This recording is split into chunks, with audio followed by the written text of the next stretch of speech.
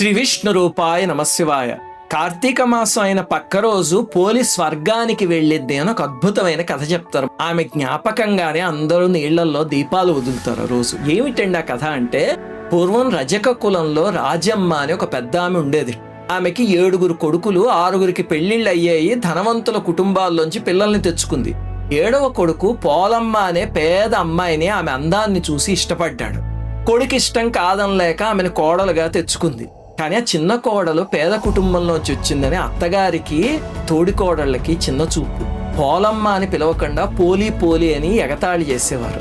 ఇంటెడి పని ఆమె చేతే చేయించేవారు. ఇంట్లో వ్రతాలు ఉత్సవాలు ఏమైనా వచ్చాయనుకోండి, ఆమెను పిలవకుండా అతిథులకి చూపించకుండా అత్తగారు 6 కోడళ్లే పాల్గొనేవారు. పని మనిషి కన్నా హీనంగా చూసేవారు.